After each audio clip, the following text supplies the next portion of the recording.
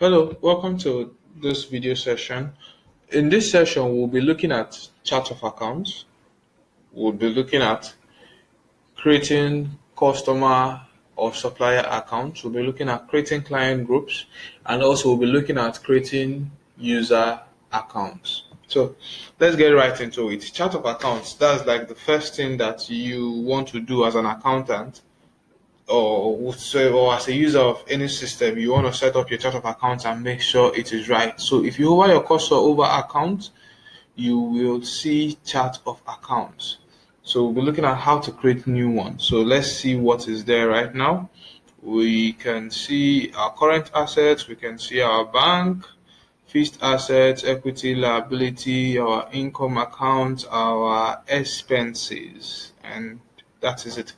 So if we want to let's create a petty cash account that should be under cash, and we'll also create an expense account. So category type is what category does this belong to. You can see broad categories here. So what we want to create now should be under bank, since we said we want to create a petty cash account. So that is under bank, and that would be under cash on hand. Use cash on hand to track cash your company keeps for occasional expenses, also called petty cash. So you can see that falls in line. So you must make sure that this falls in line. You must make sure that this falls in line. If you are not certain, please talk to an accounting expert. So you don't want to make mistake in your chart of accounts. If not, your reporting and your accounting would be totally wrong. Petty cash. So you put a description. So tracks all petty cash, petty cash transactions. So does this have an opening balance?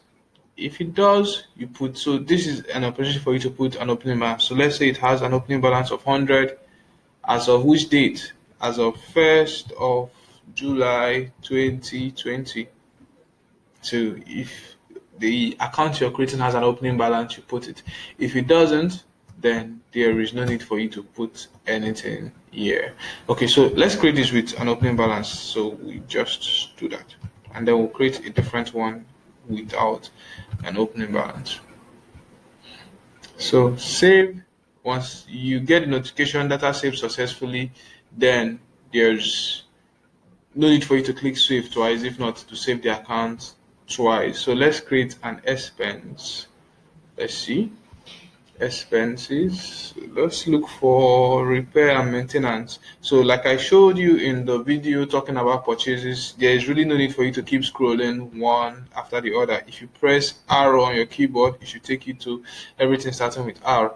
So we have repair and maintenance here. So we can put our repair and maintenance and put tracks or repairs and maintenance transactions.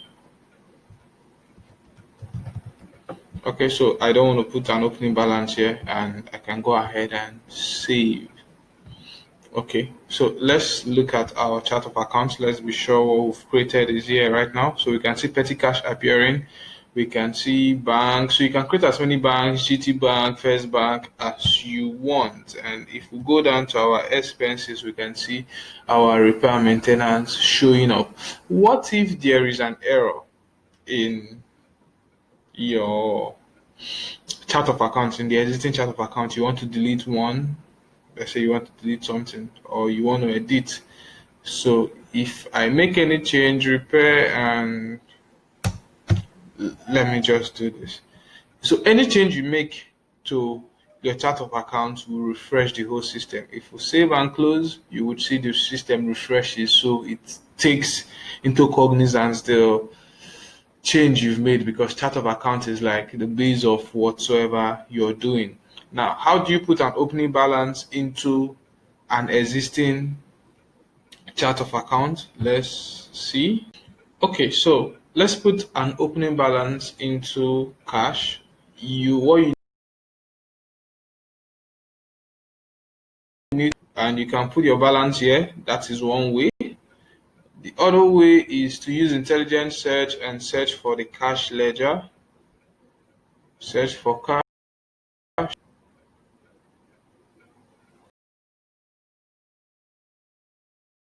Go to opening balance.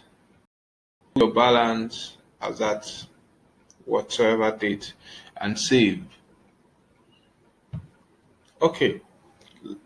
We've looked at how to create new chart of account. We've looked at editing chart of accounts, existing ones. We've looked at including opening balances in existing chart of account. So right now, let's move on to creating customer or supplier accounts. Under account, you would see add account.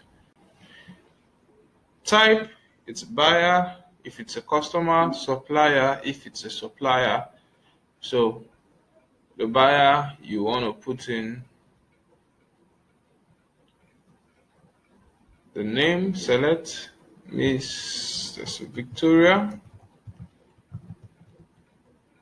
Last name, let's say last name is Osama. Phone number 0. Okay, so phone number, ensure you skip the first 0. So you're starting with 736, and so let's assume this is the phone number. So you put in the right phone number. This is a portal for email. So what's the email? info@syz.com. So put in the name of the customer. Password, you don't need to bother about that. Address, what's the customer's address? And the next thing you might want to bother about here is there a client group? Do you want to add the customer to a client group? We'll look shortly at how to create client groups and how to add customers to it. And then you save. So that is how to create a buyer account. If it's a supplier, the only difference is that you have to click on supplier as the type. So you click on supplier, you provide company name if available, provide first name, last name, phone number, email, address, if there's a VAT number that you want to put in, and that is it. And you click save. How do you find accounts that you've created? Go to list accounts. Over accounts, click on list accounts, and you would see all the accounts that you've created, the ones that are suppliers, the ones that are buyers. So we can see the Victoria Osama that we just created. How do you create client groups, and why do you need client groups? You need client groups when you want to group your clients into a common group and make special offerings to them. So I want to group my clients. I want to see clients that are from this particular outlet, or clients that are this gold clients, or whatever special grouping you want to use, and reward them or deal with them separately, focus your marketing on them, or give them a particular range of discounts. So let's say we have a club, and this 10 customers, we always want to give them 10% discount whenever they come to buy from us. So if you click on the plus button here, you can create a new group. What's the name of the group? So let's say it's gold. Name of the group is gold. It should be under master group. Let's see. Right. So gold. Yes. So we can add clients to gold. How do we do that? Or add customers to gold? If you go to add clients, let's search for Victoria. So just type out Victoria, click on the enter button. It brings out everybody bearing Victoria, and there is just one in our list currently. You tick that and click add to group. Added to group. So if we go back to, let's click on gold, so we can see Victoria Osama as a customer under the gold group. Now, another way to do that, I've shown you one way to do that. Another way to do that, let's add Tolu Akeredolu to the gold group. Edit the customer's name. go to profile. So you can either use list account to find the customer's name or use intelligent search to search for the customer's name. Go to profile. Once you are in profiles, scroll down to where you have more information. Manage client group. Manage client group. Let's see. And it brings you to this same place for you to add the customers group. So either you're finding the customer through list product group or you're using intelligent search to search for the customer, it brings you back to this same method, and it's the same thing from here onwards. Okay, now we have to look at user accounts. How do we create user accounts? Users are the unique login access to the system. So those who would have unique login access to the system, how can we create accounts for them? How can we assign access groups to them? So I want this person to have right to do this and have right to do this, but not have right to do this. So settings button, employee and roles. Let's click on that. Employee and roles. So I have certain users here right now. So let's see if I can create a new one. Add. Okay, so user was the name of the user I want to create. The name of the user I want to create is Nathaniel. What is the password I want to use? You put in the password you want to use. First name Nathaniel. Last name should be what? Last name should be Saka. And then you put in your phone number. So 65. Okay. Yes. You put in email info. So put in the right email. ssyyy.com. Select group. Which access group is this user going to have? So I want this user to have only sales access. And once I'm done with that, what I need to do is add and close. So if we refresh employees by double clicking on it, we would see Nathaniel listed under here. So yes, we have Nathaniel now. So what we can do is to edit Nathaniel to give Nathaniel the necessary rights that Nathaniel needs to have to be able to operate on this system. Go to employee and roles. Do I want Nathaniel to have access to be a super admin? No. Do I want him to have access to the ERP admin app? No. Do I want him to be able to view the warehouse? Yes or no? Okay, so if I want him to see other warehouses, what I then do is to tick the warehouses I want him to have access to. If I want him to have access to just a particular warehouse, only one, then I don't need to tick any of these. I just need to select the default warehouse for him here. So I want his default warehouse to be Lokoja. And okay, so let's add Lokoja here too. Which restaurants do I want him to see? I tick the restaurants that I want him to have access to. What is the working year I want Nathaniel to have? He's working with 2021. I would come back to select my default working year. Do I want him to be able to generate bills? Or it says not allowed to generate bills. If I don't want him to be able to make sales, I tick this. Now, can apply discount. If I tick that, it says what's the limit. So I don't want him to apply any discount that is above 30%. So you make whatever changes you really want to make here and you click save.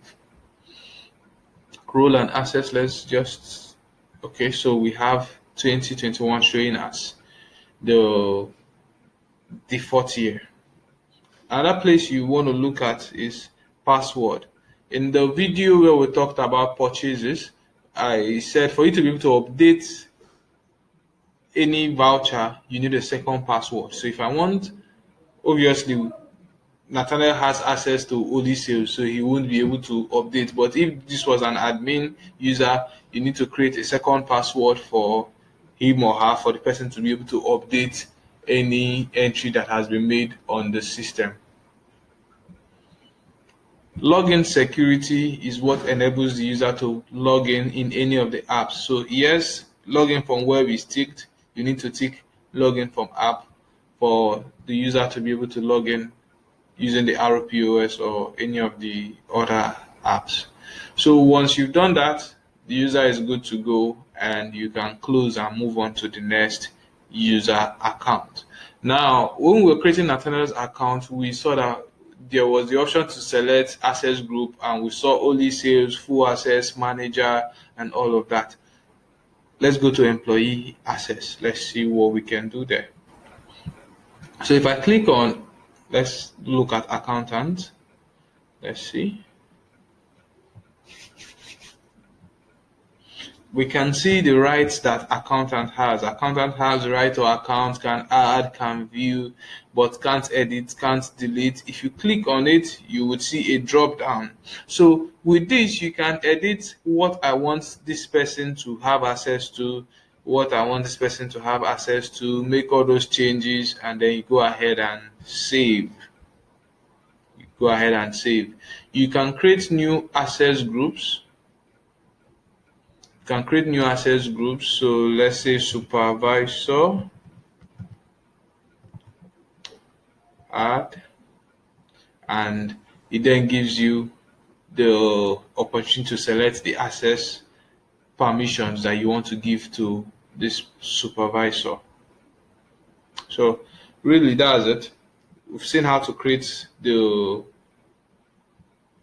employee user login, and also we've seen how to grant them the right assets that we want to give to them.